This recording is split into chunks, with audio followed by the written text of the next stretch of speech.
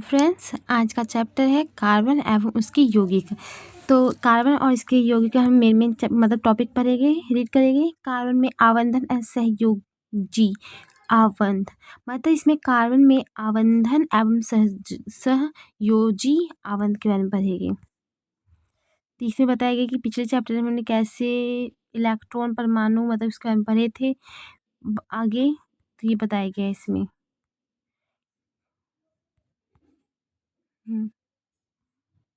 तो हम इस चैप्टर का शुरुआत। आप जानते हैं कि हाइड्रोजन की परमाणु संख्या 1 है, अतः इसके कक्ष के में एक इलेक्ट्रॉन और के कक्षा में के को भरने के लिए इसको एक और इलेक्ट्रॉन की आवश्यकता होती है। इसलिए हाइड्रोजन के दो परमाणु अपने इलेक्ट्रॉन की साझेदारी करके हाइड्रोजन का अणु H2 बनाते हैं, अर्थात हाइड्रोजन की परमाणु संख्या 1 होती है। तो ये हाइड्रोजन के और पहले कक्षा में 2 की आवश्यकता होता है। इलेक्ट्रॉन का विन्यास है, इसमें नाभिक मतलब कि इलेक्ट्रॉन होता है, उसके नाभिक में प्लस चार्जेस होता है और इलेक्ट्रॉन की कक्षा में 2 परमाणु की आवश्यकता होती है और एल कक्षा में 8। ठीक है, तो इसीलिए हाइड्रोजन की तो 1 होती है, तो इसे अपना 1-2 पूरा करने के लिए एक और अणु की आवश्यकता होती है। तो ये हाइड्रोजन आपस में साझेदारी करके 2 पूरा कर लेते हैं, इसीलिए H2 के द्वारा दर्शाया जाता है। परिणाम स्वरूप हाइड्रोजन का प्रत्येक अणु अपने निकटतम उत्कृष्ट गैस हीलियम के इलेक्ट्रॉनिक विन्यास को प्राप्त करता है। किसे? हीलियम के इलेक्ट्रॉनिक विन्यास को प्राप्त करता है। के कक्ष में 2 इलेक्ट्रॉन होते हैं। संयोजकता इलेक्ट्रॉन दर्शाने के लिए हम बिंदु अर्थात क्रॉस का उपयोग करते हैं, जैसे इसमें दिखाया गया है। देखो, हाइड्रोजन आपस में अभिक्रिया करते हैं, तो इसे H2 हम प्राप्त होता है, ये दिखाया गया H2 प्राप्त होता है। क्या? H2 प्राप्त होता है जब आपस में अभिक्रिया करते हैं तो। ठीक है, अब इलेक्ट्रॉन के सहभागी युग्म हाइड्रोजन के 2 परमाणु के बीच सहयोजी एक आबंध बनाते हैं। 2 परमाणुओं के बीच एक रेखा के द्वारा भी व्यक्त किया जा सकता है, जैसे इस चित्र में दिखाया गया 2 रेखाओं के द्वारा ही भी व्यक्त किया जा सकता है, मतलब माइनस बीच में माइनस देकर उसे दिखाया जा सकता है, जैसे ये दिखाया गया है। पहले में इस तरह दिखाया गया था, इसमें एक रेखा के द्वारा भी दर्शाया जा सकता है। क्लोरीन की परमाणु संख्या 17 होती है, तो क्लोरीन का भी ऐसे ही बनेगा। क्लोरीन के पहले कक्षा में 2 होगा, के कक्षा में 2 होगा, एल कक्षा में 6 होगा, 8 होगा, और फिर तीसरे के एम कक्षा में 7 होगा। तो इस पे माइनस का चार्ज लगेगा, क्योंकि ये 7 देने की बजाय 1 लेना ही उचित समझेगा। इसका इलेक्ट्रॉनिक विन्यास संयोजकता क्या होगी? क्लोरीन द्वि परमाणु अणु Kl2 बनाती है। क्या बनाती है? Kl2। क्या आप इस अणु की इलेक्ट्रॉनिक बिंदु संरचना बना सकते हैं? याद रखिए कि केवल संयोजकता कोश इलेक्ट्रॉन को ही चित्रित करने की आवश्यकता होती है। क्या करने की आवश्यकता होती है? चित्रित करने की आवश्यकता होती है। ठीक है, चित्रित करने की आवश्यकता। अब ऑक्सीजन के बारे में हम देखेंगे, क्लोरीन का नहीं बन सकता, तो ऑक्सीजन का हम देखते हैं। ऑक्सीजन के 2 परमाणु के बीच द्विआबंध का बनना दिखाई देता है, इसमें द्विआबंध का बनना दिखाई देता है, लेकिन क्लोरीन का ये द्विपरमाणु अणु था, इसलिए इसका दिखाई नहीं दे सकता, इसलिए इलेक्ट्रॉन का सिर्फ चित्रित करना ही आवश्यक था।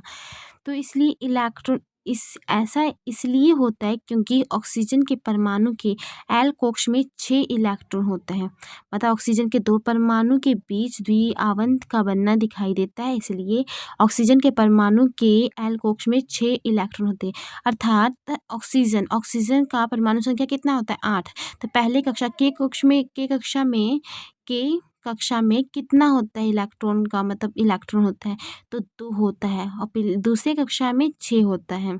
ठीक है, ऑक्सीजन की परमाणु संख्या 8 होती है, इसके अष्टक पूरा करने के लिए 2 और इलेक्ट्रॉन की आवश्यकता होती है, मतलब 6 है तो इसे 8 पूरा करने के लिए 2 और इलेक्ट्रॉन की आवश्यकता है।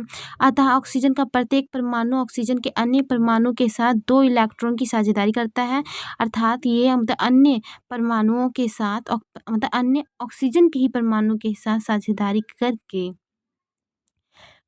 करके अपना 8 को मतलब पूरा कर लेता है, साझेदारी करता है। इसमें चित्र में दिखाया गया है, जिसके चित्र देखिए, ऑक्सीजन का साझेदारी करके 2 पूरा करता है। ऑक्सीजन के प्रत्येक परमाणु के द्वारा प्रदान किए गए 2 इलेक्ट्रॉन से इलेक्ट्रॉनों के 2 सहभागी युग्म प्राप्त होते हैं। इसे 2 परमाणुओं के बीच द्विआबंध बनता है।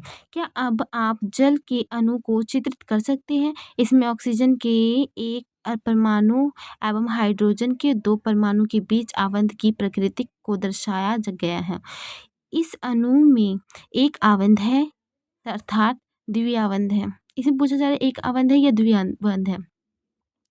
तो हम बता सकते हैं कि हाइड्रोजन न्यूट्रोजन मतलब कि नाइट्रोजन के परमाणु अणु में कैसा आबंध होगा। नाइट्रोजन की परमाणु संख्या 7 है। इसका इलेक्ट्रॉनिक विन्यास एवं संयोजकता क्षमता क्या होगी।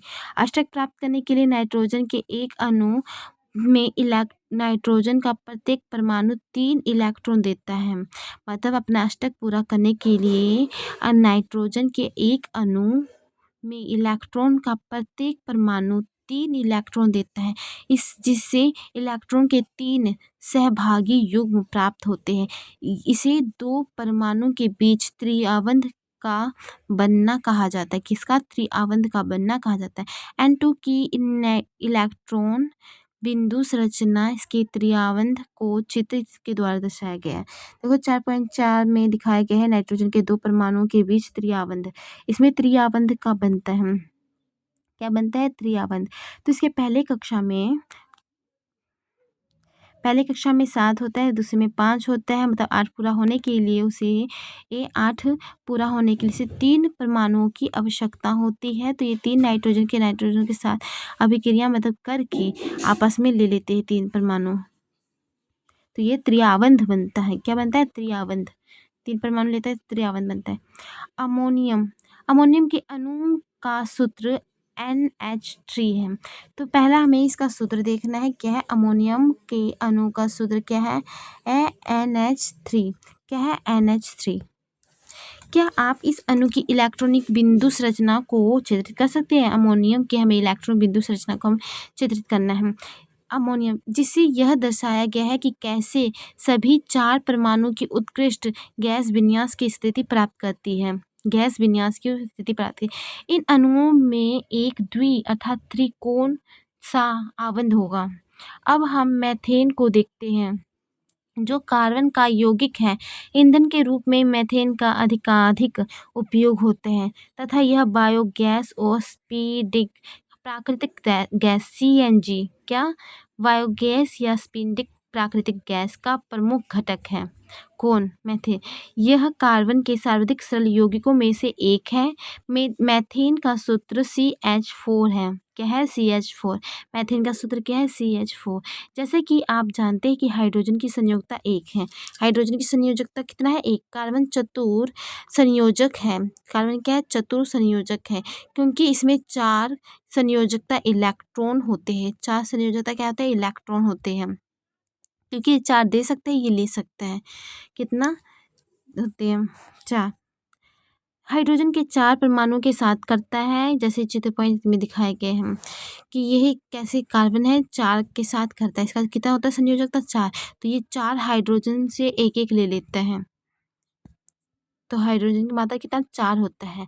तो ये क्या सूत्र बनता है? ये किसका? मेथेन का। तो इसे मेथेन कहते हैं। मेथेन का सूत्र है CH4 जिसमें कार्बन की संख्या 1 और हाइड्रोजन के 4 अणु को लेता है मतलब 4 परमाणु लेता है। इस प्रकार 2 परमाणु के बीच इलेक्ट्रॉन के एक युग्म की साझेदारी के द्वारा बनने वाले आबंध सहयोजी आबंध कहलाते हैं। सहयोजी आबंध वाले अणुओं के भीतर 2 प्रबल आबंध होता है लेकिन इसका अंतरानुक बल दुर्बल होता है। फलस्वरूप इस यौगिकों के क्वथनांक और गलनांक कम होते हैं क्योंकि परमाणु के बीच इलेक्ट्रॉन की साझेदारी होती है और आवेशित कण बनते हैं। सामान्य ऐसे संयोजी यौगिक विद्युत के कुचालक होते हैं। क्या होते हैं? विद्युत के कुचालक होते हैं। कार्बन के अपरूपण। प्रकृति में कार्बन तत्व अनेक विभिन्न भौतिक गुणों के साथ विविध रूपों में पाया जाता है। हीरा ग्रेफाइट दोनों ही कार्बन के परमाणु से बने हैं। कार्बन के परमाणु के परस्पर आवंधन के तरीकों के आधार पर ही इसके अंतर होते हैं। हीरे में कार्बन का परमाणु प्रत्येक परमाणु कार्बन के 4 अन्य परमाणुओं के साथ आवंधित होते हैं। इसके लिए द्विंद त्रियामी संरचना बनती है। ग्रेफाइट क्या होता है, जो पेंसिल करते हैं उसके नीचे जो ब्लैक कलर का दिखता है पेंसिल में, पेंसिल का जो नोक होता है उसे ग्रेफाइट कहते हैं। में कार्बन के प्रत्येक परमाणु का आवंत कार्बन के 3 अन्य परमाणुओं के साथ एक ही तल पर होता है, जिससे षष्ठकोणीय व्यूह मिलता है। इससे एक आवंत द्विआबंधी होता है। इसके कारण कार्बन की संयोजकता पुण्य होती है। ग्रेफाइट की संरचना में षटकोणीय ये तल एक दूसरे के ऊपर उपस्थित होते हैं। इन दो विभिन्न संरचनाओं के कारण हीरे ग्रेफाइट के विभिन्न गुणधर्म अत्यंत भिन्न होते हैं, जबकि इनके रासायनिक गुणधर्म एक समान होते हैं। हीरा अब तक का ज्ञात सर्वाधिक कठोर पदार्थ है, जबकि ग्रेफाइट चिकना अर्थात फिसलनशील होता है। पिछले अध्याय में आपने जिन धातुओं के बारे में अध्ययन किया था उसके विपरीत ग्रेफाइट विद्युत का सुचालक होता है। क्या होता है? सुचालक होता है। ग्रेफाइट विद्युत का सुचालक होता है। इतना याद रखना, ग्रेफाइट पेंसिल का जो हम बिजली की इसमें स्विच में डालेंगे, पीछे उंगली रखने पर हमें करंट का झटका पड़ सकता है, इसलिए विद्युत का ये सुचालक होता है। हीरो की संरचना दिखाया गया कि इसमें कैसे बॉन्डिंग बनती है। ग्रेफाइट की संरचना दिखाया गया है, तो इसमें कैसे बनती है ये देखिए, ये पेंसिल है। आगे हम पढ़ते हैं। शुद्ध कार्बन को अत्यधिक उच्च दाब एवं ताप पर उपचारित करके हीरे को संश्लेषित किया जा सकता है। यह संश्लेषित हीरे आकार में छोटे होते हैं, लेकिन अन्यथा ये प्राकृतिक हीरो के अभेदनीय होते हैं। फ्लोरीन कार्बन अपर रूप का अन्य वर्ग है। सबसे पहले C16 की पहचान की गई, जिसमें कार्बन के परमाणु फुटबॉल के रूप में व्यवस्थित होते हैं, क्योंकि यह अमेरिकी आर्किटेक्ट बकमिस्टर फुलर द्वारा डिजाइन किए गए जियोडेसिक गुंबद के समान लगते हैं, इसलिए इस अणु को फ्लोरीन नाम दिया गया है। कार्बन की सर्वतोमुखी प्रकृति। विभिन्न तत्व एवं यौगिकों में हमने इलेक्ट्रॉनों की साझेदारी द्वारा सहसंयोजी आवंत का निर्माण देखा है। ठीक है, हमने सरल कार्बन यौगिक मीथेन की संरचना भी देखी। अध्याय के आरंभ में हमने देखा कि कितनी वस्तुओं में कार्बन पाया जाता है। वस्तु एवं स्वयं ही कार्बन के यौगिकों से बने हुए हैं। हाल ही में रसायन शास्त्रियों द्वारा सूत्र सहित ज्ञात कार्बन यौगिकों की गणना की गई थी, जो लगभग कई मिलियन आंकी गई है। अन्य सभी तत्वों के यौगिकों को एक साथ रखने पर भी इसकी संख्या उन सबसे कहीं अधिक है। ऐसा क्यों है कि यह गुणधर्म केवल कार्बन में ही मिलता है, किसी और तत्व में नहीं मिलता है। सहसंयोजक बंध की प्रकृति के कारण कार्बन में बड़ी संख्या में यौगिक बनाने की क्षमता होती है। किसमें होती है? सहसंयोजी बंध की प्रकृति के कारण कार्बन में बड़ी संख्या में यौगिक बनाने की क्षमता होती है। कार्बन के 2 कारण देखे गए हैं। कार्बन में कार्बन के ही अन्य परमाणु के साथ आवंत बनाने की अद्वितीय क्षमता होती है। इससे बड़ी संख्या में अणु बनते हैं। इस गुण को श्रृंखलन कहते हैं। क्या कहते हैं? श्रृंखलन कहते हैं। इन यौगिकों में कार्बन की लंबी श्रृंखला, कार्बन के विभिन्न शाखाओं वाली श्रृंखला अर्थात बल्य में व्यवस्थित कार्बन भी पाए जाते हैं। साथ ही कार्बन के परमाणु एक द्वि एवं त्रि आवंत से जुड़े हो सकते हैं। कार्बन परमाणुओं के बीच केवल एक आवंत से जुड़े कार्बन के यौगिक संतृप्त यौगिक कहलाते हैं। द्वि और त्रि आवंत वाले कार्बन के यौगिक असंतृप्त यौगिक कहलाते हैं। जिसमें मतलब 1-2 जुड़े होंगे ये संतृप्त कहलाते हैं, और जिसमें 2 से ज़्यादा होंगे, 2 या 3 होगा, उसे असंतृप्त यौगिक कहते हैं। कार्बन यौगिक में जिस सीमा तक श्रृंखलन का गुण पाया जाता है वह किसी और तत्व में नहीं मिलता। मतलब कार्बन में जो जो गुण पाया जाता है वो किसी में नहीं पाया जाता है। सिलिकॉन हाइड्रोजन के साथ यौगिक बनाते हैं, जिसमें 7 और 8 परमाणु तक की श्रृंखला हो सकती है, लेकिन यह यौगिक अति अभिक्रियाशील होते हैं। कार्बन कार्बन आवंध अत्यधिक प्रबल होते हैं। जब कार्बन कार्बन मिलते हैं तो अत्यधिक प्रबल होते हैं। जैसे हीरा ही देख लो, ये सबसे कठोर वस्तु होता है, अतः अस्थाई, यह अस्थाई होता है। क्या होता है? अस्थाई। फलस्वरूप अनेक कार्बन परमाणुओं के साथ आपस में जुड़े हुए होते हैं। क्या होते हैं? जुड़े हुए होते हैं। जुड़े हुए अनेक यौगिक प्राप्त होते हैं, क्योंकि कार्बन की संयोजकता 4 होती है। कार्बन की संयोजकता कितनी होती है? 4 होती है। मतलब ये 4 ले सकता है और दे भी सकता है। इसकी कितनी होती है? 4 होती है। इसमें कार्बन के 4 अन्य परमाणु तथा कुछ अन्य एक संयोजक तत्व के परमाणु के साथ आवंध की क्षमता होती है। Oxygen, hydrogen, nitrogen, sulphur, chlorine, अनेक अन्य तत्वों के साथ कार्बन के यौगिक बनते हैं। इन सब के साथ कार्बन के यौगिक बनते हैं, मतलब ऑक्सीजन के भी साथ बन सकता है, हाइड्रोजन के साथ भी बन सकता है, नाइट्रोजन के साथ भी बन सकता है, और सल्फर और क्लोरीन और अन्य तत्वों के साथ कार्बन के यौगिक बनते हैं। फलस्वरूप ऐसे विशेष गुण वाले यौगिक बनते हैं जो अणु में कार्बन के अतिरिक्त उपस्थित तत्व को पर निर्भर करते हैं। अधिकतर अन्य तत्व के साथ कार्बन द्वारा बनाए गए आवंध अत्यंत प्रबल होते हैं, जिसके फलस्वरूप ये यौगिक अतिशय रूप से अस्थायी होते हैं। कार्बन द्वारा प्रबल आवंधों के निर्माण का एक कारण इसका छोटा आकार होता है भी है। इसके कारण इलेक्ट्रॉन के सहभागी युग्मों को नाभिक मजबूती से पकड़ रखता है। बड़े परमाणु वाले तत्व से बने आवंध तुलना में अत्यंत दुर्लभ होते हैं। इसमें बताया गया है कार्बनिक यौगिक। कार्बन में पाए जाने वाले 2 विशिष्ट लक्षणों चतुर संयोजकता और श्रृंखलन से बड़ी संख्या में यौगिकों का निर्माण होता है। मतलब उसके बाहरी कक्ष में कितनी होती है संख्या परमाणु की? 4 होती है, इसलिए से चतुर संयोजकता कहते हैं। श्रृंखलन की बड़ी संख्या में यौगिकों का निर्माण होता है। अनेक यौगिकों के कार्बनिक परमाणु के समूह विभिन्न कार्बन श्रृंखलाओं से जुड़े होते हैं। मतलब ये सभी के साथ मतलब कर सकता है, कई परमाणु इसका कठोर भी होता है, मजबूत होता है। मूल्य रूप से इन यौगिकों की प्राकृतिक पदार्थ से प्राप्त किया जाता है। यह समझा गया कि ये कार्बन यौगिक अर्थात कार्बनिक यौगिक केवल सजीवों में ही निर्मित हो सकते हैं। अर्थात यह माना गया है कि उनके संश्लेषण के लिए जीवन शक्ति आवश्यक है।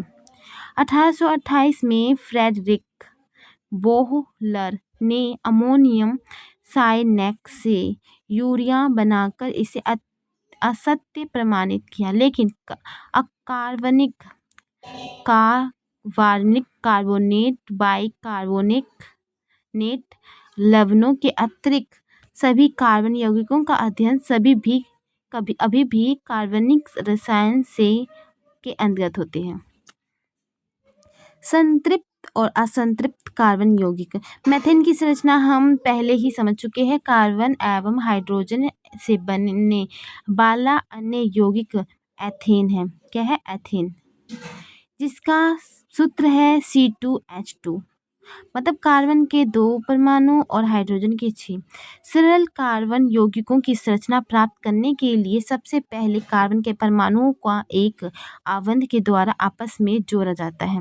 किसके द्वारा? आवंध कर। फिर कार्बन की शेष संयोजकता को संतुष्ट करने के लिए हाइड्रोजन के परमाणुओं का उपयोग करते हैं। उदाहरण के लिए निम्नलिखित चरणों एथेन की संरचना को प्राप्त किया जा सकता है। जैसे कार्बन के 2 परमाणु होते हैं। क्या होता है? पहले चरण में कार्बन के 2 परमाणु को हम एथेन का निर्माण करने के लिए कार्बन का 2 परमाणु लेते हैं और हाइड्रोजन का 6 लेते हैं। एक आवंध के द्वारा जुड़े कार्बन परमाणु है। ये क्या है?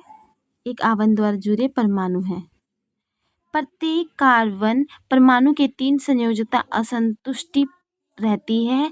प्रत्येक का आवंध 3 हाइड्रोजन परमाणु के साथ किया जाता है।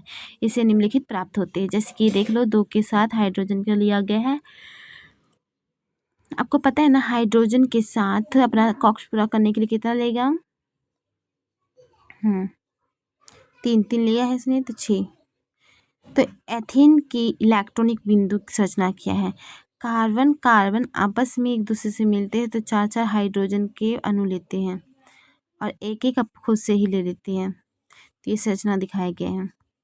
एथेन की इलेक्ट्रॉनिक बिंदु संरचना को चित्र इसमें दर्शाया गया है। ये देखिए, क्या आप इसी तरह प्रोपेन की संरचना चित्रित कर सकते हैं। इसका आणविक सूत्र है C3H4H8। तो हम इसका एक बार करके देखते हैं। इसकी संरचना C3 मतलब कि कार्बन है हमारे पास 3 अणु हैं। कार्बन की 3 अणु हैं। यहाँ पे हम XX लिख सकते हैं 2, लेकिन दिख नहीं रहा है, मान लेना। और हाइड्रोजन के हमने 3 लिया है। यहाँ पे 2 ले गए बीच में, 1 2 और 3। ठीक, तो इसमें हम जोड़ सकते हैं कि हाइड्रोजन की मात्रा कितना है, 1 2 3 4 5 6 7 8। तो हाइड्रोजन का 8 है, कार्बन हमने 3 लिए है, तो ये बन गया है किसका, ये बना है प्रोपेन की संरचना। ठीक है, आप देखेंगे कि सभी परमाणु की संयोजकता के उनके बीच बने एक आवंत से संतुष्ट होती है। ऐसे यौगिकों को संतृप्त यौगिक कहते हैं। क्या कहते हैं, संतृप्त यौगिक कहते हैं। सामान्य ये यौगिक अधिक अभिक्रियाशील नहीं होते, किंतु कार्बन और हाइड्रोजन के एक अन्य यौगिक का सूत्र है C2H4। इसमें एथीन कहते से, जिसे एथीन कहते हैं।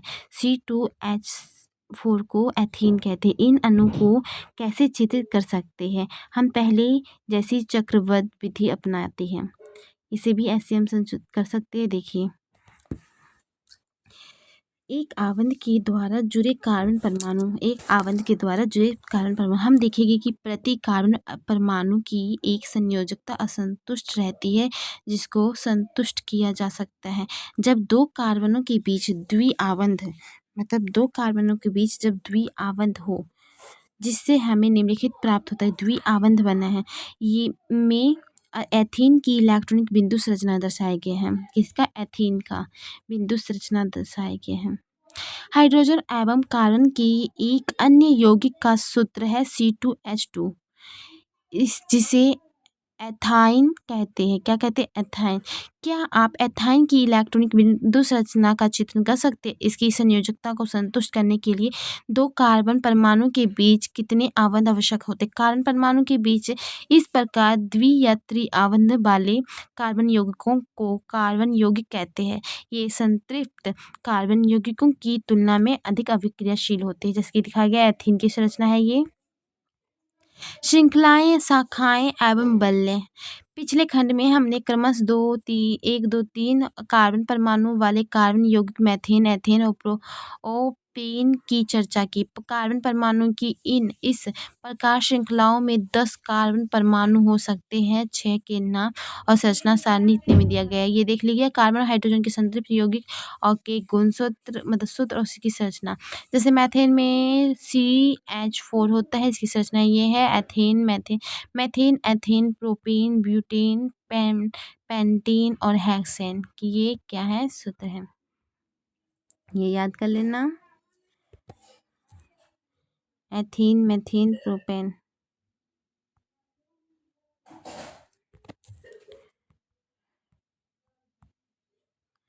ठीक है, किंतु आइए अब ब्यूटेन का पुनर्विचार करें। यदि हम 4 कार्बन परमाणु के कार्बन कंकाल बनाए तो हमें पता चलता है कि 2 विभिन्न कंकाल बन सकते हैं। एक सीधी रेखा द्वारा, एक इस तरह बन सकता है। 2 संभावित कार्बन कंकाल, तो इसे क्या कहते हैं, संभावित कंकाल। शेष संयोजकता के स्थान पर हाइड्रोजन भरने से हमें निम्नलिखित प्राप्त होता है। ये देखिए, इस तरह, तब हम इस तरह भी बना सकते हैं और सिंपल भी बना सकते हैं। C4H10 सूत्र से 2 संरचनाओं के लिए संपूर्ण अणु। हम देखेंगे कि इन दोनों संरचनाओं में एक ही सूत्र है, समान आणविक सूत्र, लेकिन विभिन्न संरचना वाले ऐसे यौगिक संरचनात्मक समावयन कहलाते हैं। क्या कहते हैं, संरचनात्मक समावयन कहलाते हैं। सीधी शाखाओं वाली कार्बन श्रृंखलाओं के अतिरिक्त कुछ यौगिकों में कार्बन के परमाणु वलय के आकार में व्यवस्थित होते हैं, जिसे साइक्लोहेक्सेन का सूत्र ये है, जब इनकी संरचना निम्न है। क्या आप साइक्लोहेक्सेन हेक्सेन की इलेक्ट्रॉन बिंदु संरचना को चित्रित कर सकते हैं। सीधी श्रृंखला, सखित श्रृंखला, चक्री कार्बन यौगिक सभी संतृप्त और असंतृप्त यौगिक हो सकते हैं। बेंजीन C6H6 की संरचना निम्नलिखित है। ये बेंजीन की संरचना देखिए, केवल कार्बन और हाइड्रोजन वाले ये सभी कार्बन यौगिक हाइड्रोकार्बन कहलाते हैं। इसमें से संतृप्त हाइड्रोकार्बन एल्केन कहलाते हैं। ऐसे असंतृप्त हाइड्रोकार्बन जिसमें एक या अधिक दोहरे आबंध होते हैं एल्किन कहलाते हैं। एक या अधिक त्रिआबंध वाले एल्काइन कहलाते हैं। जिसमें एक या दोहरे आबंध होते हैं उसे कहते हैं एल्किन कहते हैं, और जिसमें त्रिआबंध वाले होते हैं, एक या अधिक त्रिआबंध वाले होते हैं, उसे एल्काइन कहते हैं। अब इसे हम आसान शब्दों में समझ सकते हैं। जैसे बताया गया इसमें कि मुझसे दोस्ती करेगी। कार्बन अत्यंत मैत्रीपूर्ण तत्व है, मतलब कि किसी के साथ भी बड़ी आसानी से दोस्ती कर लेता है, अर्थात किसी के साथ भी मिल जाता है। अभी तक हमने कार्बन और हाइड्रोजन के यौगिकों की चर्चा की है, लेकिन कार्बन अन्य तत्व जैसे हैलोजन, ऑक्सीजन, नाइट्रोजन, सल्फर के साथ भी आबंध बनाता है, मतलब ये किसी के साथ भी बड़ी आसानी से बन लेता है। अभी तक हमने हाइड्रोजन के साथ ही देखा गया है, अब इसमें बताया गया है ऑक्सीजन, नाइट्रोजन, सल्फर अन्य तत्वों के साथ भी कैसे संबंध बनाता है। हाइड्रोकार्बन श्रृंखला में यह तत्व एक या अधिक हाइड्रोजन को इस प्रकार प्रतिस्थापित करके कि कार्बन का संयोजकता संतृप्त रहती है।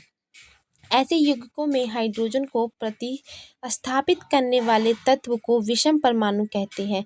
यह विषम परमाणु कुछ प्रकार्यात्मक समूहों में भी उपस्थित होते हैं, जैसा कि सारणी 4.3 में दिया गया है। जो विषम परमाणु व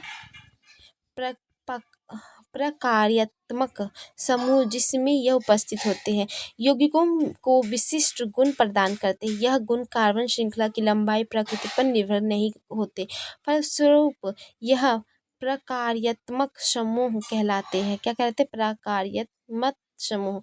इसे फंक्शनल ग्रुप कहते हैं। सारणी 4.3 में कुछ महत्वपूर्ण प्रकार्यात्मक समूह दिए गए हैं। एकल रेखा के द्वारा समूह की मुक्ति संयोजकता दर्शाई गई है। हाइड्रोजन के एक या अधिक अणुओं को प्रतिस्थापित करके इस संयोजकता के द्वारा प्रकार्यात्मक समूह कार्बन श्रृंखला से जुड़े रहते हैं। ये दिखाया गया है परमाणु है, द्वितीय परमाणु है। क्लोरीन ब्रोमीन दिखाया गया है। हेलो यौगिकों का प्रकार क्लोरोब्रोमो एल्कीन। ब्रोमो एल्कीन क्या है? क्लोरोब्रोमो एल्कीन, ठीक है। और प्रकार्यात्मक समूह का फॉर्मूला Cl है, Vr है। ब्रोमो का क्या फॉर्मूला है? Vr। हाइड्रोजन परमाणु के प्रतिस्थापित है। तो ऑक्सीजन अल्कोहल है, अल्कोहल का फॉर्मूला क्या है? OH। अल्कोहल का OH है। एल्डिहाइड का क्या है? C का एक है, हाइड्रोजन है, ऑक्सीजन है। कीटोन का है CO है। कार्बोक्सिलिक अम्ल का है OCOH, ठीक है। समजातीय श्रेणी, आपने देखा कि कार्बन परमाणुओं को आपस में जोड़कर विभिन्न लंबाई की श्रृंखला बनाई जा सकती है। यह श्रृंखला शाखित भी हो सकती है। साथ ही इन कार्बन श्रृंखलाओं में स्थित हाइड्रोजन अन्य परमाणु को उपरोक्त किसी भी प्रकार्यात्मक समूहों से प्रतिस्थापित किया जा सकता है। अल्कोहल जैसे प्रकार्यात्मक समूह की उपस्थिति कार्बन यौगिकों के गुण धर्मों को तय करती है, चाहे कार्बन श्रृंखला की लंबाई कुछ भी हो, जैसे CH3OH, C2H4 जिसमें कार्बन के 2 अणु और हाइड्रोजन के 5 हैं, इसमें दिखाया गया है, तथा C4H9OH के रासायनिक गुणधर्मों में अत्यधिक असमानता है। अतः यौगिकों की ऐसी श्रृंखला जिसमें कार्बन श्रृंखला में स्थित हाइड्रोजन को एक ही प्रकार की प्रकार्यात्मक समूह प्रतिस्थापित करता है, इसे समजातीय श्रेणी कहते हैं। अब हम सारणी 4.2 में वर्णित समजातीय श्रेणी को देखेंगे। यदि हम उपरोक्त यौगिकों के सूत्रों को देखें, जैसे ये दिखाया गया है, इसमें एक CH2 इकाई का अंतर है, इसमें है ना। अगले युग्म प्रोपेन ब्यूटेन्स में क्या अंतर है? क्या आप इन यौगिकों के आणविक द्रव्यमानों में अंतर ज्ञात कर सकते हैं? कार्बन का परमाणिक द्रव्यमान 12U है। क्या है? 12U है। हाइड्रोजन का परमाणिक द्रव्यमान L1 है। हाइड्रोजन का परमाणिक द्रव्यमान क्या है? Lu है। और कार्बन का परमाणिक द्रव्यमान 12U है। इसी प्रकार एल्कीनों की समजातीय श्रेणी को देखिए। श्रेणी का पहला सदस्य एथीन है, जिसके बारे में हम पहले ही अनुभाग इतने में अध्ययन कर चुके हैं। एथेन का सूत्र क्या है? उत्तरोत्तर सदस्य के सूत्र इतने मतलब C3H6C4H8 तथा इतना है। क्या इसमें भी माइनस मतलब कि CH2 इकाई का अंतर है? क्या को इन यौगिकों में कार्बन एवं हाइड्रोजन के परमाणु की संख्या के बीच कोई संबंध प्रतीत होती है? एल्कीनों का सामान्य सूत्र CnH2n के रूप में लिखा जा सकता है। एल्कीनों का सामान्य सूत्र इसके रूप में लिखा जाता है, जहाँ n = 234 है। n क्या है? 234 है। क्या आप इसी प्रकार एल्कीनों और ये एल्काइनों का सामान्य सूत्र बना सकते हैं? क्या बना सकते हैं? जब किसी समजातीय श्रेणी में आणविक द्रव्यमान बढ़ता है तो उसका भौतिक गुणधर्मों में क्रमबद्ध दिखाई देता है। ऐसा इसलिए होता है क्योंकि आणविक द्रव्यमान के बढ़ने के साथ गलनांक एवं क्वथनांक में वृद्धि होती है। किसी विशेष विलायक में विलयता, इतना याद रखना, कि भौतिक गुणधर्मों में क्रमबद्ध दिखाई देता है। इसलिए होता है क्योंकि आणविक द्रव्यमान बढ़ने के साथ जो आणविक द्रव्यमान बढ़ता है तो गलनांक और क्वथनांक में वृद्धि होती है। किसी विशेष विलायक में विलयता वजह से भौतिक गुणधर्मों भी इसी प्रकार की क्रमबद्धता दिखाते हैं, किंतु पूर्ण रूप से प्रकार्यात्मक समूह के द्वारा सुनिश्चित किए जाने वाले रासायनिक गुण समजातीय श्रेणी में एक समान बने रहते हैं। कार्बन यौगिकों का नाम पद्धति क्या है? कार्बन यौगिकों का नाम पद्धति किसी समजातीय श्रेणी में यौगिकों के नामों का आधार वैश्विक कार्बन की उन मूल्य श्रृंखलाओं पर आधारित होता है जिसको प्रकार्यात्मक समूह की प्रकृति के अनुसार पूर्वलग्न, उपसर्ग या अनुलग्न प्रत्यक्ष के रूप में संशोधित किया जा गया है। जैसे क्रियाकलाप 4.2 में लिए गए अल्कोहलों के नाम मेथेनॉल, एथेनॉल, प्रोपेनॉल और ब्यूटेनॉल निम्नलिखित विधि के द्वारा किसी कार्बन यौगिक का नामकरण किया जा सकता है। यौगिकों में कार्बन परमाणु की संख्या ज्ञात कीजिए। 3 कार्बन परमाणु वाले यौगिक का नाम प्रोपेन होगा। कहता 3 कार्बन परमाणु वाले यौगिकों का नाम प्रोपेन है। प्रकार्यात्मक समूह की उपस्थिति में से पूर्वलग्न, अनुलग्न के साथ यौगिक के नाम में दर्शाया जाता है। यदि प्रकार्यात्मक समूह का नाम अनुलग्न के आधार पर दिया जाना हो तो यदि प्रकारात्मक समूह के अनुलग्न नाम स्वयं AEIOU से प्रारंभ होता तो कार्बन श्रृंखला के नाम में अंतर ई हटाकर उसमें समुचित अनुलग्न लगाकर संशोधित करते। जैसे कीटोन समूह के 3 कार्बन वाली श्रृंखला को निम्नलिखित विधि के नाम दिया गया है। प्रोपेन्स ई, प्रोपेन 1, प्रोपेन, प्रोपोन। प्रोपेन ई के नाम से, प्रोपेन 1 के नाम से और प्रोपोन। ठीक है। असंतृप्त कार्बन श्रृंखला के नाम में दिए गए अंतिम n को शार्नी 4.4 द्वारा अनुसार n और n से प्रतिस्थापित करके जैसे द्विआबंध वाली 3 कार्बन की श्रृंखला प्रोपीन कहलाती है। त्रिआबंध होने पर यह प्रोपाइन कहलाती है। कार्बन यौगिकों के नामबंदी ये देखिए। क्लोरोप्रोपीन, ब्रोमोप्रोपीन, प्रोपीनोल, प्रोपेनैन, हेलोएल्कीन, अल्कोहल, एल्डिहाइड, कीटोन, कार्बोक्सिलिक अम्ल, एल्कीन, एल्काइन।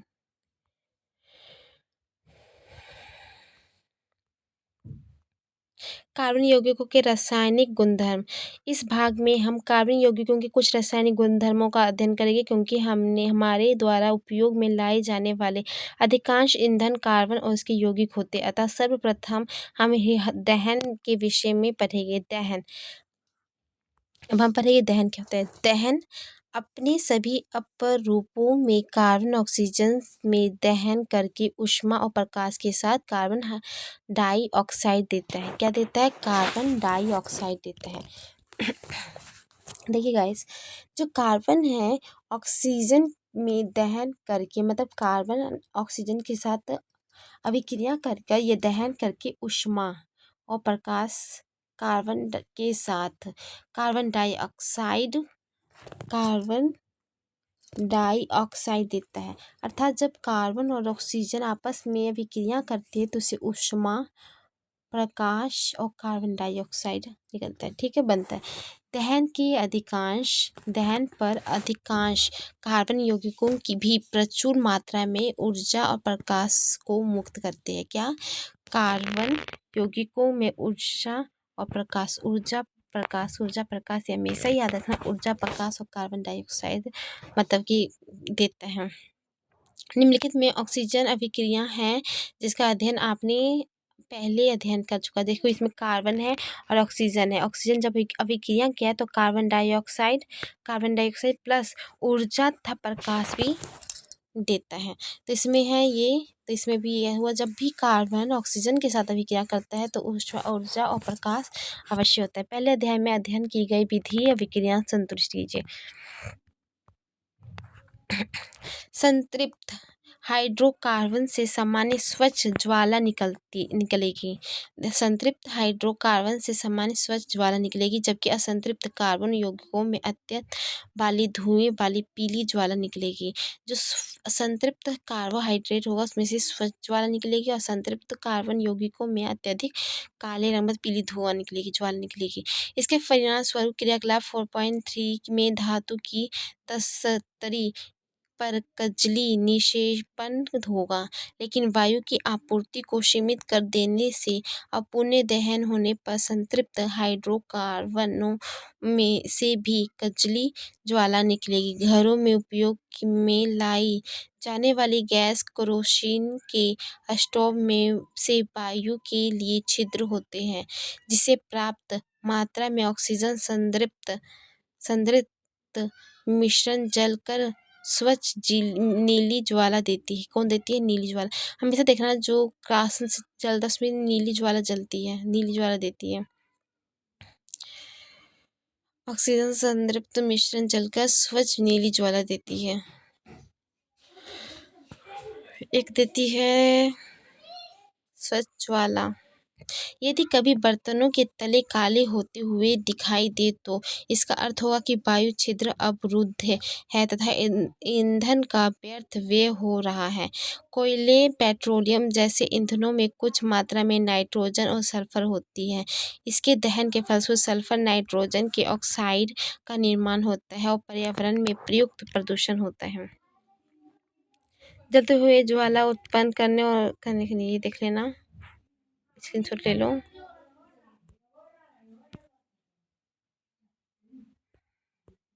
ये कोयले और पेट्रोलियम का निर्माण। कोयला पेट्रोलियम का निर्माण जैव मात्रा में हुआ है, जो विभिन्न जैविकीय और भूवैज्ञानिक प्रक्रियाओं पर निर्भर करती है। कोयला लाखों वर्ष पुराने वृक्षों, फर्न, अन्य पौधे का अवशेष है। मतलब कोयला का निर्माण कैसे हुआ इसके हम बताएं। कोयला पेट्रोलियम का नाम, ये जैविकीय और भूवैज्ञानिक प्रक्रिया पर निर्भर करता है। कोयले लाखों वर्ष पुराने वृक्ष, फर्न, अन्य पौधों का अवशेष है। समय भूकंप, ज्वालामुखी फटने के कारण धरती में चट्टानों की परतों के नीचे दब गए, धीरे धीरे क्षय होकर कोयला बन गए। लेक, तेल और गैस लाखों वर्ष पुराने छोटे समुद्री पौधे जीवों के अवशेष है। उनके मृत्यु होने पर उनका शरीर समुद्र तल में डूब गए और गाढ़ से दह गए।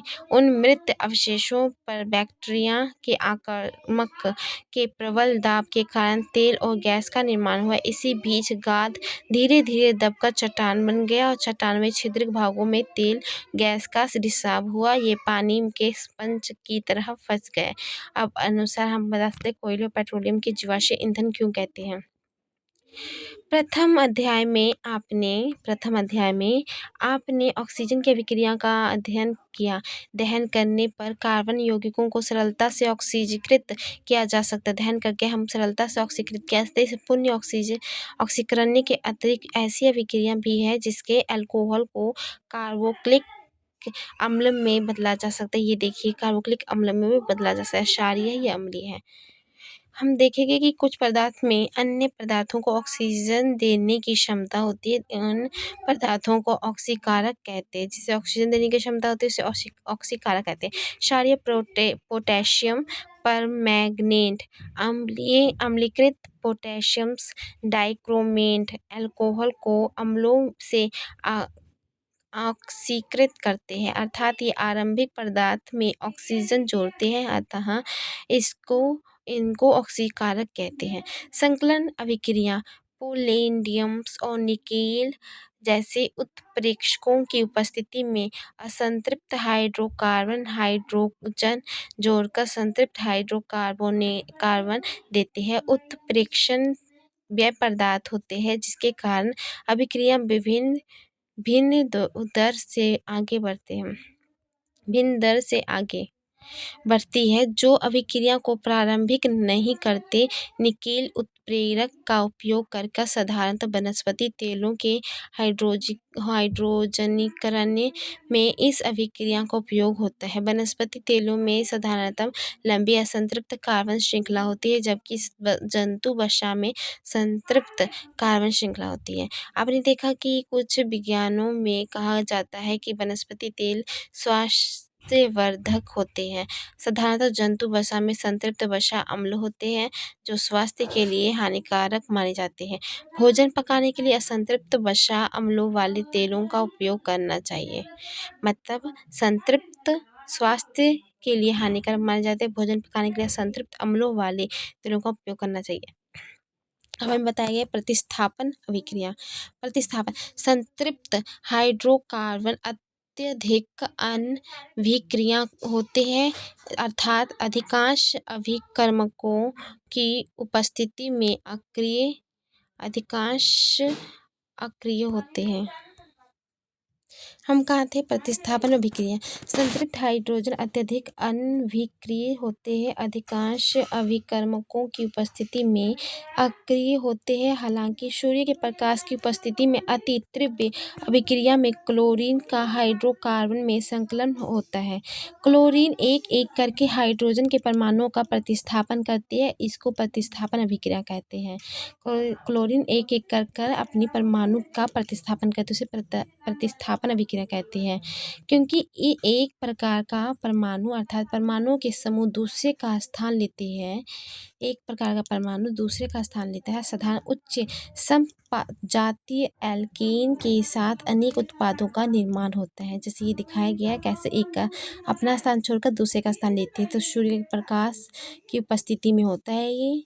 इसमें दिखा रहा है कि कार्बन का एक अणु है और हाइड्रोजन के 4 है, और कार्बन क्लोरीन मतलब इसके साथ कैसे करते प्रतिस्थापन। कुछ महत्वपूर्ण कार्बन यौगिक एथेनॉल और एथेनाइट अम्ल। अनेक कार्बन यौगिक हमारे लिए अनमोल होते हैं, किंतु यहाँ हम व्यावसायिक रूप से महत्वपूर्ण 2 यौगिक एथेनॉल और एथेनाइक अम्लों के गुणधर्मों का अध्ययन करेंगे। एथेनॉल के गुणधर्म। एथेनॉल कक्ष के ताप पर द्रव्य अवस्था में होता है।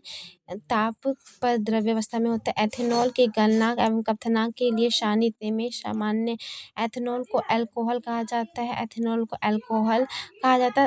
तथा यह सभी अल्कोहल पेय पदार्थों के महत्वपूर्ण अवयव होते हैं। इसके अतिरिक्त यह अच्छा विलायक है, इसलिए इसका उपयोग टिंचल आयोडीन कफ सिरप टॉनिक आदि जैसे औषधि में होता है। एथेनॉल को किसी भी अनुपात में जल में मिलाया जा सकता है।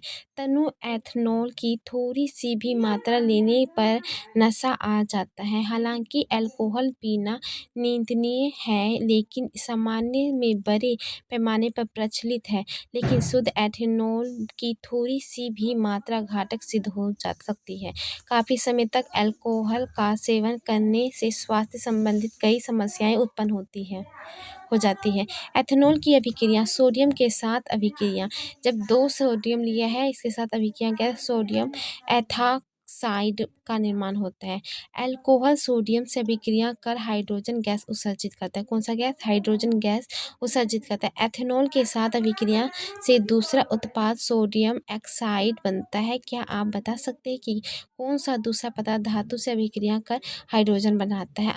असंतृप्त हाइड्रोजन बनाने की अभिक्रिया 443 के तापमान पर एथेनॉल को अधिक सांद्र सल्फ्यूरिक अम्ल के साथ गर्म करने पर एथेनॉल की निर्जलीकरण होकर एथीन बनाता है। कितना? 443 के तो गर्म सा। इस अभिक्रिया में सल्फ्यूरिक अम्ल निर्जलीकारक के रूप में काम करता है, जो एथेनॉल से जल को अलग कर देता है। सजीव प्राणियों का अल्कोहल का क्या प्रभाव पड़ता है? जब अधिक मात्रा में एथेनॉल का सेवन किया जाता है तो इससे उपापचय प्रक्रिया धीमी हो जाती है, केंद्रीय तंत्र कमजोर हो जाता है। इसके फलस्वरूप समन्वय की कमी और मानसिक दुविधा, उद्नींदापन, सामान्य अंतर्बाध का कम हो जाना, अभाव शून्यता आती है। व्यक्ति राहत महसूस करता है, लेकिन उसे पता नहीं चल पाता है कि उसने सोचने समझने की क्षमता, मांसपेशियां बुरी तरह से प्रभावित हुई है। एथेनॉल के विपरीत मेथेनॉल की थोड़ी सी भी मात्रा लेने से मृत्यु हो सकती है। यकृत में मेथेनॉल ऑक्सीकृत होकर मेथेनेल बन जाता है। मेथेनेल यकृत की कोशिकाओं के घटकों के साथ शीघ्र अभिक्रिया करने लगता है, जिससे प्रोटोप्लाज्म उसी तरह अस्कंदित हो जाता है। जिस प्रकार पकाने पर अंडा अस्कंदित होता है, मेथेनॉल जासूस तंत्रिका को भी प्रभावित करता है, जिससे व्यक्ति अंधा हो सकता है। किसे अंधा हो सकता है? चाक्षुष। एथेनॉल का एक महत्वपूर्ण औद्योगिक विलायक है। औद्योगिक उपयोग के लिए तैयार एथेनॉल का दुरुपयोग रोकने के लिए इसे मेथेनॉल जैसी जहरीला पदार्थ मिला दिया जाता है। इसको पीने के योग्य न रह जाए। अल्कोहल की पहचान करने के लिए इसमें रंजक मिलाकर इसका रंग नीला बना दिया जाता है, जिसे विकृत अल्कोहल कहा जाता है। ईंधन के रूप में अल्कोहल का उपयोग। गन्ना सूर्य के प्रकाश को रासायनिक ऊर्जा में बदलने में सर्वाधिक सक्षम होता है। गन्ने के रस मेलिसर सीरम बनाने के उपयोग में लाया जाता है, जिसका किण्वन करके अल्कोहल एथेनॉल तैयार किया जाता है। कुछ देशों में अल्कोहल में पेट्रोल मिलाकर सबसे स्पष्ट ईंधन के रूप में इस्तेमाल किया जाता है। यह ईंधन पर्याप्त ऑक्सीजन होने पर केवल कार्बन और डाइऑक्साइड और जल उत्पन्न करता है। एथेनॉल अम्ल एथेनाइक अम्ल के गुणधर्म। एथेनाइक अम्ल को सामान्य एसिटिक अम्ल कहा जाता है तथा इसमें कार्बोक्सिलिक अम्ल समूह से संबंधित है। एसिटिक अम्ल के 3 से 4% विलयन को सिरका कहा जाता है। इसे अचार में परिरक्षित के रूप में इस्तेमाल किया जाता है।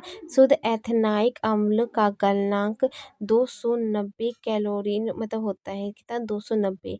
इसीलिए ठंडी जलवायु में शीत के दिन में जम जाता है। इस कारण इसे गैलिसल एसिटिक अम्ल कहते हैं। कार्बोक्सिलिक अम्ल कहा जाता है। कार्बनिक यौगिकों के समूह में अभिलक्षण इसकी अम्लीयता होती है। हालांकि खनिज अम्लों के विपरीत कार्बोक्सिलिक अम्ल दुर्लभ अम्ल होते हैं। खनिज अम्ल जैसे हाइड्रोक्लोरिक अम्ल पूरी तरह से आयनीकृत हो जाते हैं। एथेनॉल अम्ल की अभिक्रिया बताया गया है, ये देख लीजिए। एथेनॉल अभिक्रिया है, कहाँ थे हम? एस्टरीकरणीय अभिक्रिया। एस्टर मुख्य रूप से अम्ल अल्कोहल की अभिक्रिया से निर्मित होते हैं। एथेनाइक अम्ल किसी अम्ल उत्प्रेरक की उपस्थिति में परिशुद्ध एथेनॉल से अभिक्रिया कर एस्टर बनाते हैं। क्या एस्टर बनाते हैं? सामान्यतः इस अभिक्रिया को देख लो। सामान्यतः एस्टर की गंध मृदु होती है। इसका उपयोग इत्र बनाने, स्वाद उत्पन्न करने वाले एक कारक के रूप में किया जाता है। सोडियम हाइड्रोक्साइड की अभिक्रिया द्वारा जो एक क्षार है, एस्टर पुनः अल्कोहल और कार्बोक्सिलिक अम्ल का सोडियम लवण बनाता है। CH3 की अभिक्रिया COOH प्लस CH3 और CH2OH है। जब अम्ल के साथ अभिक्रिया होती है तो क्या होता है? एस्टर का निर्माण होता है। CH3 कार्बन का अणु से अभिक्रिया करता है, इस तरह CH2 CH3 और जल के साथ मतलब कि वो निकलता है। एस्टर पुनः अल्कोहल और कार्बोक्सिलिक अम्ल का सोडियम लवण बनाता है। इस अभिक्रिया को साबुनीकरण कहा जाता है। साबुनीकरण कहा जाता है क्योंकि इससे साबुन तैयार किया जाता है। साबुन दीर्घ श्रृंखला वाले कार्बोक्सिलिक अम्लों सोडियम पोटेशियम लवण होते हैं। जैसे CH3 COO2 मतलब कार्बन की एक मात्रा, हाइड्रोजन की 3 और कार्बन की 1, ऑक्सीजन की 2, कार्बन 2 और हाइड्रोजन की 5 अणुओं को मिलाकर फिर मतलब कि क्या बनाया जाता है? कार्बोक्सिलिक अम्ल। C2H5OH CH3COONA मतलब सोडियम। क्षारक के साथ अभिक्रिया। खनिज अम्ल की भांति एथेनाइक अम्ल सोडियम हाइड्रोक्साइड जैसे क्षारक की अभिक्रिया कर लवण सोडियम एथेनॉइड, सोडियम एसीटेट तथा जल बनाता है। एथेनाइड अम्ल कार्बोनेट और हाइड्रोजन कार्बोनेट के साथ कैसे अभिक्रिया करता है, आइए जानते हैं। कार्बोनेट हाइड्रोकार्बोनेट के साथ अभिक्रिया करके एथेनाइड अम्ल कार्बोनेट एवं हाइड्रोकार्बोनेट के साथ अभिक्रिया करके लवण कार्बोहाइड्रेट जल पर बनाता है। इस अभिक्रिया में उत्पन्न लवण को सोडियम एसीटेट कहते हैं। साबुन अपमार्जक जैसे कि देखा जा रहा है कि तेल की बूंद कि जब वो कोई भी तेल की बूंद होते हैं तो सोडियम के अणु से कैसे मतलब कि जो साबुन होता है उसे कैसे साफ करता है, ये इसका इस तरह संरचना दिखा गया है। 2 प्रणाली में 10 से 10 मिलीलीटर जल लीजिए, दोनों में एक एक बूंद तेल डालिए जिन्हें A और B नाम दीजिए। प्रणाली B में साबुन के घोल को कुछ बूंदे डालिए। दोनों प्रणाली को सामान्य तरह से जोर से हिलाना बंद करने के बाद दोनों प्रणाली में अब तेल और जल के प्रकरणों को अलग अलग देखने के परिणाम से क्या निकलता है। इस क्रियाकलाप में सफाई से में साबुन के प्रवाह का पता चलता है। अधिकांश मेल तेलीय होते हैं। आप जानते हैं कि तेल पानी में घुलनशील होते हैं। साबुन के अणु लंबी श्रृंखला वाले कार्बोक्सिलिक अम्लों से सोडियम पोटेशियम लवण होते हैं। किसका? कार्बोक्सिलिक अम्लों के सोडियम पोटेशियम लवण होते। साबुन का आयनिक भाग जल से, जबकि जो साबुन का आयनिक भाग होता है मतलब क्या होता है? आयनिक भाग, इसका जो मुंडी है ये दिख रहा है, ये आयनिक भाग है। तो सोडियम साबुन के अणु लंबी श्रृंखला वाले कार्बोक्सिलिक अम्लों के सोडियम और पोटेशियम लवण होते हैं। क्या होता है? साबुन लंबी श्रृंखला वाले कार्बोक्सिलिक अम्ल के सोडियम पोटेशियम लवण होते हैं। साबुन के जो आयनिक भाग होता है जल से, जबकि कार्बो श्रृंखला के तेल से मतलब जो कार्बन वाला भाग होता है तेल से और आयनिक भाग होता है जल से, तेल से परस्पर क्रिया करते हैं। इस प्रकार साबुन के अणु मिश्रित संरचना तैयार करते हैं। अणु का एक सिरा तेल कण की ओर, आयनिक सिरा बाहर की ओर होता है। साबुन का कौन सा सिरा? आयनिक सिरा बाहर की ओर होता है। आयनिक सिरा बाहर की होता है। अणु का सिरा तेल के कण की ओर, आयनिक सिरा बाहर की ओर होता है। इससे पानी में इमल्शन बनता है। क्या बनता है? इमल्शन। इस प्रकार साबुन का मिसेल मैल को पानी बाहर निकलने में मदद करता है। हमारे कपड़े साफ हो जाते हैं। मिश्रण की संरचना बना सकते हैं। साबुन में को हाइड्रोकार्बन में घोलने से बनता है। साबुन के अणु ऐसे होते हैं जिसके दोनों सिरों के विभिन्न गुणधर्म होते हैं। जल में विलय पर एक सिरे को जलरागि कहते हैं और हाइड्रोकार्बन के बिल्ले दूसरे सिरे को विरागी कहते हैं। जल में बिल्ले जो जल में रहते हैं, जो सिरा साबुन का, उस सिरे को जलरागि कहते हैं। और दूसरे तथा हाइड्रोकार्बन में विलय जो जल में होता है उसे जलरागि कहते हैं, और जो हाइड्रोकार्बन में विलय दूसरे सिरे को जलरागि कहते हैं। जब साबुन जल की सतह पर होते हैं तब इसके अणु अपने को इस प्रकार व्यवस्थित कर लेते हैं कि आयनिक सिरा जल के अंदर होता है। जलरागि सिरा है ये, और जल विरागी सिरा है। ये सिरा होता है जलरागि सिरा, ये जल विरागी सिरा साबुन अणु है। ये दिखाया गया है। ये सोडियम होता है, सोडियम मैल हटाने में साबुन का। जब हाइड्रोकार्बन पूछ दूसरा छोरा जब जल के बाहर होता है, जल के अंदर इन अणुओं की एक विशेष व्यवस्था होती है जिसके इसका हाइड्रोकार्बन सिरा जल से बाहर बना होता है। ऐसा अणुओं का एक बड़ा गुच्छा बनने के कारण होता है जिसके जल विरागी पूछ गुच्छे के आंतरिक हिस्से में होती है, जबकि उसका आयनिक सिरा गुच्छे की सतह में पर होता है। इस रचना को मिसेल कहते हैं। मिसेल के रूप में साबुन स्वच्छ करने में सक्षम होता है क्योंकि तेलीय मेल मिसेल के केंद्र में एकत्र हो जाते हैं। मिसेल विलयन में कोलाइड के रूप में बने रहते हैं।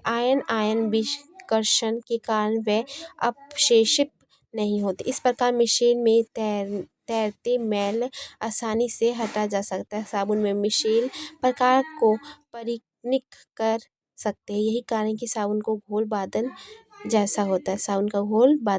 यही कारण कि साबुन का घोल बादल जैसा होता है। क्या आपने सभी स्नान करते समय अनुभव किया है कि जहाज मुश्किल से बन रहा है? जल से शरीर धो लेने के बाद कुछ अघुलनशील पदार्थ स्कम जमा रहते हैं, जो हम नहाने के बाद सफ़ेद से निकलते हैं, उसके स्कम कहते हैं। ऐसा इसलिए होता है क्योंकि साबुन कठोर जल में उपस्थित कैल्शियम मैग्नीशियम लवणों से अभिक्रिया करता है, जो जल में उपस्थित कैल्शियम और मैग्नीशियम से अभिक्रिया करता है। ऐसे में आपको अधिक मात्रा में साबुन का उपयोग करना पड़ता है। अन्य प्रकार के यौगिक यानी अपमार्जक का उपयोग कर इस समस्या को निपटाया जा सकता है। अपमार्जक सामान्य लंबी कार्बन श्रृंखला वाले सल्फोनिक लवण, लंबी श्रृंखला वाले अमोनियम लवण होते हैं। क्लोराइड ब्रोमाइड आयनों के साथ बनते हैं। इन यौगिकों का अवेशित शिरा कठोर जल की उपस्थिति कैल्शियम मैग्नीशियम आयनों के साथ अघुलनशील पदार्थ नहीं बनाते। इस प्रकार यह कठोर जल में भी प्रभावी बने रहते हैं। अपमार्जकों का उपयोग शैम्पू एवं कपड़े धोने के उत्पादन बनाने में होता है। अपमार्जकों का उपयोग शैम्पू और कपड़े धोने के उत्पादन में होता है। अब ये एनसीईआरटी क्वेश्चन है, कुछ देख लीजिए। कैसे? कार्बन एक सर्वतोमुखी तत्व है जो सभी जीवों और हमारे उपयोग में आने वाली वस्तुओं का आधार है। कार्बन की चतुर संयोजकता श्रृंखला प्रकृति के कारण यह कई यौगिक बनाता है। अपने अपने बाहरी कक्षों को पूर्ण करने रूप भरने के दो परमाणु के बीच इलेक्ट्रॉन की साझेदारी की संयोजकता आबंध बनता है। कार्बन अपने या दूसरे तत्व जैसे hydrogen, oxygen, sulphur, nitrogen, chlorine के साथ संयोजकता आबंध बनाता है। कार्बन ऐसे यौगिक बनता है जो परमाणु के बीच द्वि और त्रिआबंध होते हैं। कार्बन यह श्रृंखला सीधी शाखा युक्त और वलीन किसी भी रूप में हो सकती है। अब आगे पढ़ लेना। बाय। अब हम मिलते हैं नेक्स्ट चैप्टर में।